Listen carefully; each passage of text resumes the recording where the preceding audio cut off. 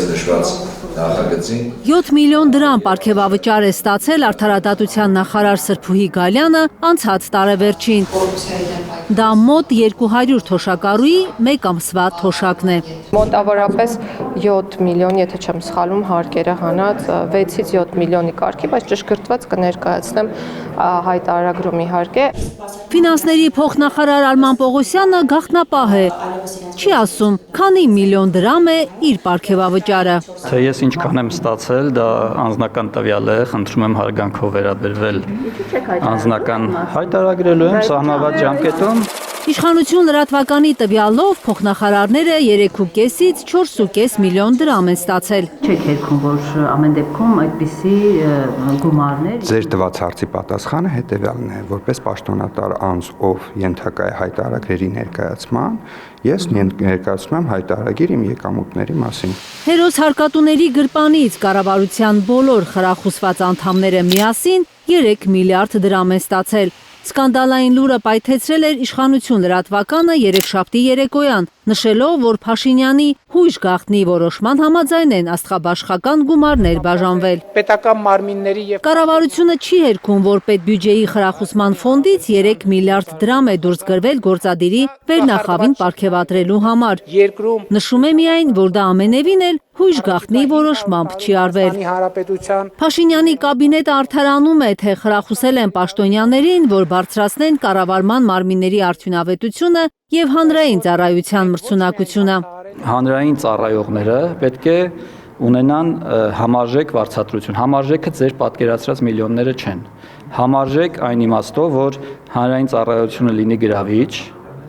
որպեսզի հանրային ծառայողները ուզենան, ցանկանան երկար ժամանակ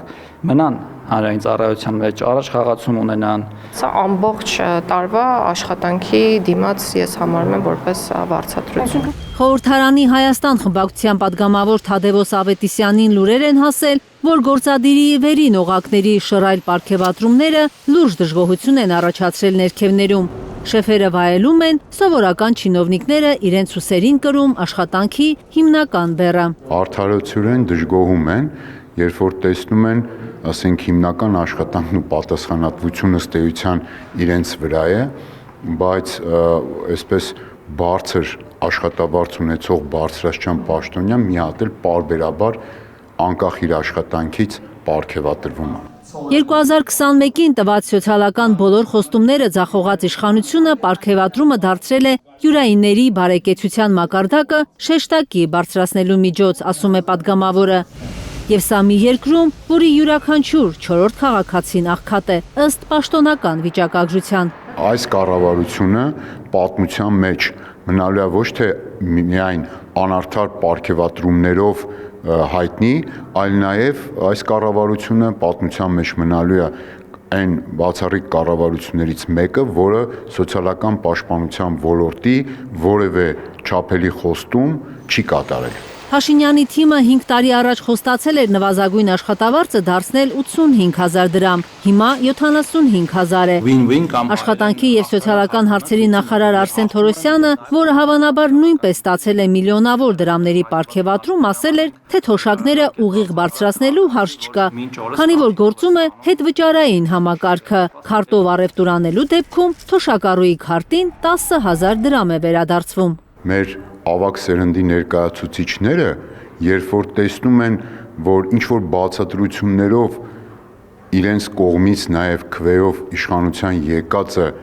խոստումը չի կատարում, ինքը թոշակով աղքատ է ապրում։ Այս պարգևատրումները ընտրակաշառք է համարում ընդդիմությունը։ Խորհրդարանական ընտրապայքարից առաջ Փաշինյանին պետք է սիրաշահել չինովնիկներին, հանկարծ առնետավազք չլինի։ Նախընտրական տարի է, բնականաբար դա էլ իր ազդեցությունն ունի։ Կարնե Մանգասարյան, Նորա Շարբաթյան և Հարություն Մաթևոսյան, Հայլուր։ Հայաստանում ու աշխարհում տեղի ունեցող իրադարձությունների մասին առաջինն իմանալու համար բաժանորդագրվեք մեր ալիքին, սեղմեք զանգակը, որ բաց չթողնեք ամենահրատապը, կարևորն ու հետաքրքիրը։